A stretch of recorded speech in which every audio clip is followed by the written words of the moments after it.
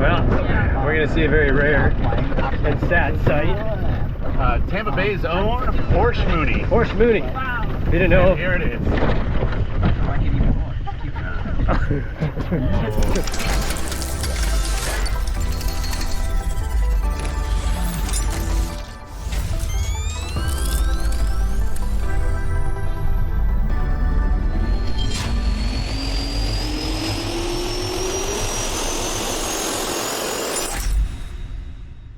What's going on, everybody? So I did this video because I love history, especially with aviation, cars, just anything with a motor. But this particular aircraft and the development behind it is the stuff of pure German engineering, kind of taking a risk, and the end result was actually something that was pretty amazing, and yet not a lot of people know of it. Now, there was a time in the 80s, which in my opinion, the 80s was quite possibly the pinnacle of motorsports. When you think of Le Mans, Paris-Dakar, but also from an aviation standpoint, it was, I truly think there's not an era that really compares to that when you think of all the developmental history behind it.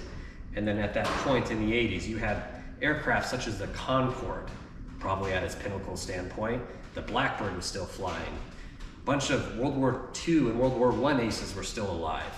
So it really embodied this melting pot and this conglomeration of aviation history, development, and just pure knowledge that we'll never see in our lifetime ever again. Well, obviously I'm a Mooney nut, and when I came across this particular aircraft, it took me for surprise. And I had known about these types of developments with Mooney, but actually everything about it and what it took to develop it and the history behind it and some of the amazing world records that were set and the feats behind this. And it was a neat lesson on history for me, learning what these guys did in this partnership with Mooney and Porsche. So as the title says, there was a time Porsche and Mooney developed essentially a certified aircraft. Mooney had been around for quite some time, obviously since the 40s, and was a staple when it came to general aviation aircraft, and truly was a remarkable, and still is a remarkable, aircraft from a speed standpoint. But in 1981, Porsche had developed a power plant, and the designers behind Mooney and Porsche kind of came together, and they came up with the plan to stick a Porsche engine into a long body Mooney. So this development started in 81, and its full production actually started in 87. It was amazing how quickly they formed this. So the power plant itself, this is obviously a Mooney M20R Ovation, as a Continental IO 550, 310 horse. The one that was developed at the time was known as a Mooney M20L PFM. Now the PFM stands for the Porsche power plant. Porsche developed the PFM 3200. It was derived from a 911, if you're a car guy, flat six, which sounds glorious at certain RPMs. There's nothing that compares. And one would ask, well, would Porsche do aircraft engines anytime before this? They actually did. Germany was special, and obviously there's some dark history when it comes to aircraft engine development and World War II and all that, but really it was a time when engineering and just the stuff that came out from the sheer ingenuity of aircraft engines. BMW at the time in World War II was making, the BMW 801 that powered the FW190. Mercedes had the DB power plant on the 600 series and the BF109, one of my all-time favorite aircraft. And so when I heard about Mooney partnering with Porsche and there was a Porsche powered aircraft that was available to the general public in the 80s, that's amazing. So this initial development happened. 81, the engine was produced. In 85, initial trials and testing had happened. They essentially got this engine to fit, and there was some records set. This aircraft, not this particular one, but the M20L PFM had circumnavigated the entire world.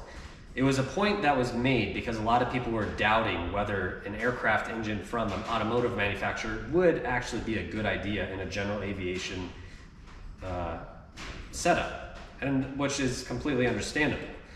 You know, when it comes to reliability, and breaking down is one thing and pulling over to the side of the road. When it comes to reliability and breaking down at 17,000 feet, optionality and survivability become in question. So that happened. This record actually was set, and well, I just say record, but this circumnavigation around the world, this flight around the world in a Mooney happened in 85 through 86. And in fact, the pilots behind it was absolutely fascinating to me. Was there was two German guys, and it was flown by Michael Schultz and Hans Kampnick. Sorry for the pronunciation. And their point was made to that the longevity and the reliability was easily addressed in this flight around the world. And they actually proved that, because this entire flight, they didn't have a single hiccup. And they burned like something, it was in liters, but I heard 20,000 liters of fuel was burned in this flight around the world. And you see these advertisements such as this one, check this out. These are some of my favorite aspects about this flight, was these advertisements that came out. The 80s were so cool for this reason, because you had this essence of adventure, and yet this remarkable transcending development of technology was also happening.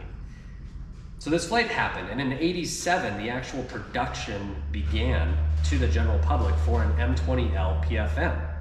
Now, Porsche had produced several engines in the past. In fact, one part that's pretty fascinating was in the James Bond movie, A View to Kill. There was a Porsche-powered airplane in the Skyship 500. Porsche also, in the early 60s, had developed an aircraft engine that was based off the 356. It made right around, I believe, 80-some horsepower, and it was called the 678. So obviously, the development history of aircraft engines in Porsche's blood was prevalent, and so this combination and partnership with Mooney was a justifiable and realistic, I guess, avenue to pursue, and they did. So in total, I believe 40 of the M20L PFMs were made in total. That is total production of the Porsche-powered Mooneys. Today, as of the last registry lookup in 2024, only 5 remain. Now, a little bit about the engine itself. The first variant made 217 horsepower, which for a long body Mooney is a little lethargic. You think about this particular one, makes over 310 horsepower. Later variants of the PFM 3200 right around made 240 at the last variant. Still lethargic compared to the very first Ovation, making over 280. However, where it lacked in a little bit of power, it made up for fuel economy. Now, the average burn rate, when you think of an M20L or Bravo or such as this R, you're looking at about 16 gallons per hour if you're running rich of peak for maximum performance. The M20L PFM average burn rate was right around 10 gallons per hour. It was significantly more fuel efficient in its cruise format than most of the aircraft engines at the time. So there are attributes about this partnership and this engine itself that were pros. And yes, there were cons. A couple of things addressed were if the aircraft engine would actually make it to its TBO. Typical engines such as this Continental have a 2,000-hour TBO. Will they make it to that TBO? Most of them do, needing minor things such as cylinder heads, and if properly taken care of, sometimes very little major services. They were worried though that the 3200 would not make it to TBO. The initial TBO on them was around 1,600 hours, but people complained that the cam gears and whatnot had issues with that.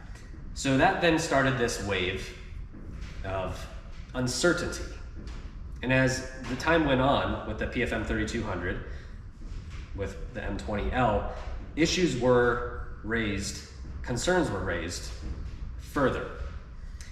What happened was parts supply, parts retention, and reliability came into a factor, more so in the 90s and early 2000s.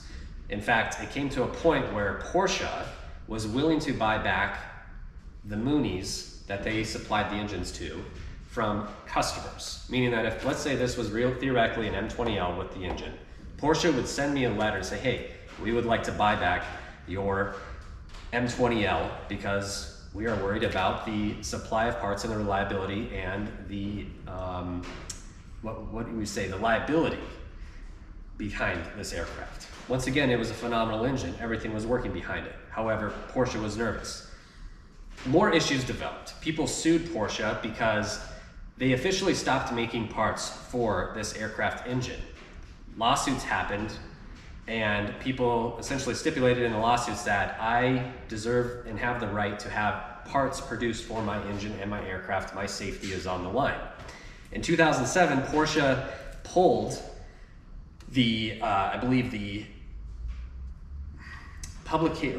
data certificate, sorry, I'm saying that wrong, for the PFM 3200, meaning no more part supply, you are on your own. In between all these fiascos, when Porsche was offering to buy back their Mooneys, they did offer an STC for a 550 Continental conversion. So you could take your 3200, have that extracted, and the 550 put in place of it, which is a majority of what happened to the M20Ls that were on the market. However, some owners decided not to do that, and they kept the 3200s in their Mooneys. So as of lately, in the last registry, like I said earlier, only 5 remain. Now the catch with that is, if any parts in that aircraft engine break, because Porsche pulled the data certificate, you can no longer operate that aircraft. You can't go manufacture your own parts. You can't have a secondary parts developed or created to keep that aircraft. Once it breaks, that's it. And I believe at that point also, you can no longer do a conversion to another engine. So essentially you will have a paperweight. In this video, you'll see here, I found an original M20L PFM. Now it is in very bad shape. I would say essentially it is destroyed, but it still doesn't take away from the fact that it is a PFM. This is what it originally looked like when it was in airworthy conditions. Look at this interior of these seats. It says Porsche on it. This aircraft was gorgeous, and unfortunately, due to mechanical defects, weather, and I don't know a lot of history about what exactly happened, this aircraft sustains significant, or I should say, yeah, substantial significant damage, and it is obviously no longer airworthy. But it doesn't take away from the fact that this was at one point a brand new Porsche-powered M20L. Well, we're going to see a very rare and sad sight. Tampa Bay's own Porsche Mooney. Porsche Mooney. Wow. Didn't know. And here it is.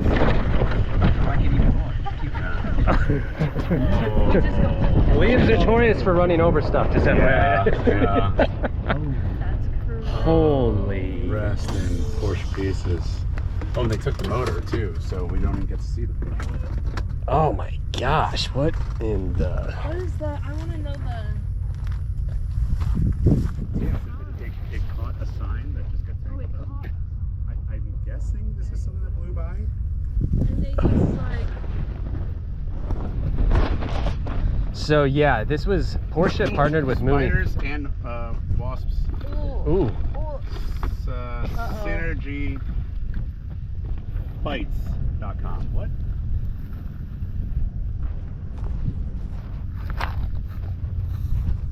That's a sad sight. Yeah.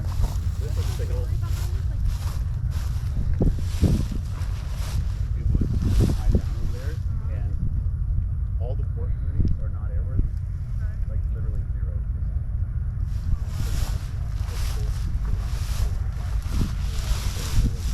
There's the old end number.